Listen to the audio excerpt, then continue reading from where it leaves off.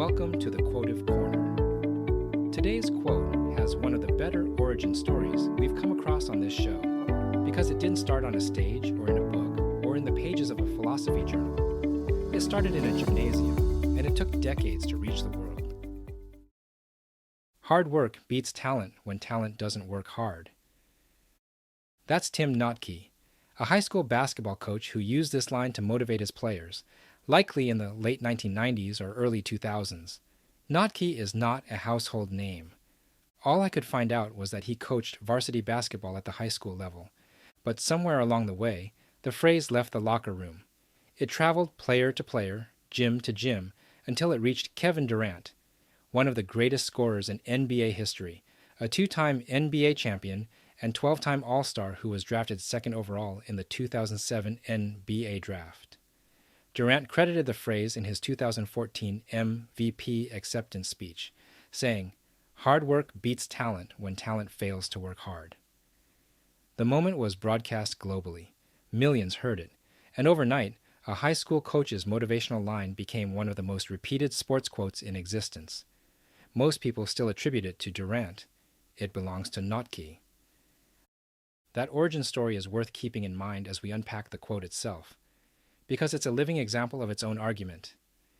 Tim Notke worked. He coached. He said something real to the players in front of him. He didn't wait for a platform. He didn't need an audience of millions. He did the work that was in front of him, and the work eventually found its way to a stage he never stood on. On the surface, the quote reads like a simple motivational declaration, the kind of thing that belongs on a gym wall, which is exactly where it lived for years before anyone outside those walls heard it. But the logic inside it is more precise than the format suggests. It isn't saying hard work is better than talent. It's making a conditional claim. Hard work beats talent when talent doesn't work hard. That conditional is the whole argument. Because talent, when it does work hard, is formidable in a way that effort alone cannot always match. The quote's honest implication, one that a blogger named David Klein made explicit in a piece that stuck with me, is that talent plus hard work almost always beats hard work alone. The most gifted and the most disciplined person in the room is rarely overtaken by effort alone. The quote is not a promise that grit conquers all. It's a warning to the talented. Your gift is not enough on its own.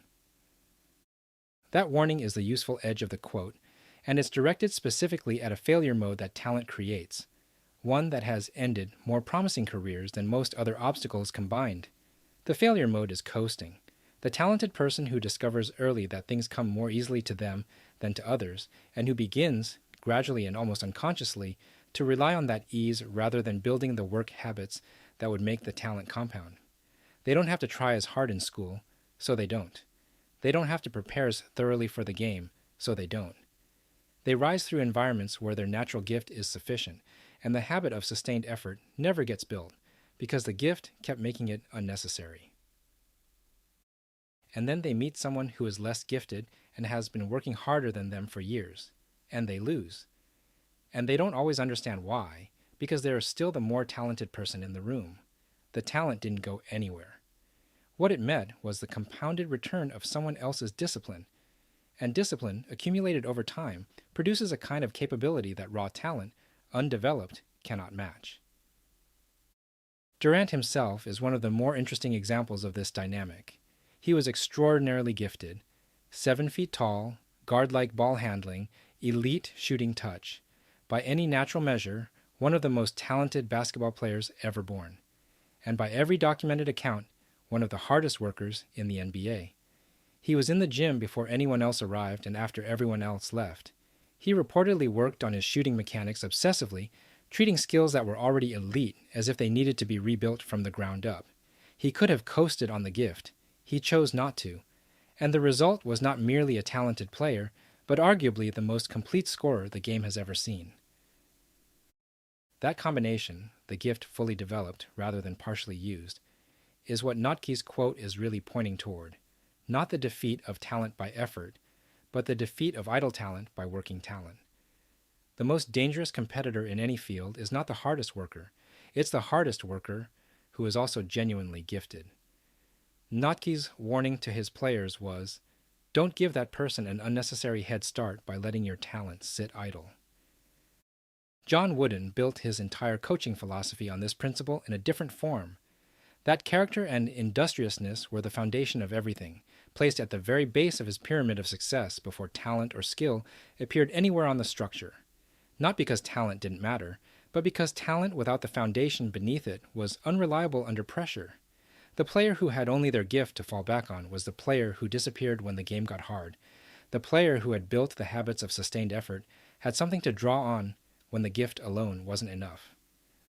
There's also a lesson here about the relationship between talent and identity. The person who has organized their self-image around being talented, who has internalized their gift as the core of who they are, is actually in a more fragile position than they appear. Because if the talent is the identity, then any threat to the talent is a threat to the self, which means they can't afford to struggle, can't afford to fail, can't afford the vulnerability of working on something they're not already good at. The gift that was supposed to be an advantage becomes a kind of psychological trap. The person who has organized their self-image around work ethic, who knows that what they bring is effort and commitment rather than effortless superiority, is paradoxically more durable, because effort is always available. You can always choose to work harder. You cannot always choose to be more talented. Now, let's consider an important counterpoint, because you know I have to discuss all sides of a quote. There are domains and levels of competition where talent differentials are simply too large for effort to bridge. The person of average mathematical ability, however hard they work, will not outcompete a mathematical genius who is also working hard. The athlete whose physical gifts fall below a certain threshold cannot reach elite professional competition through effort alone, regardless of how much they outwork their peers.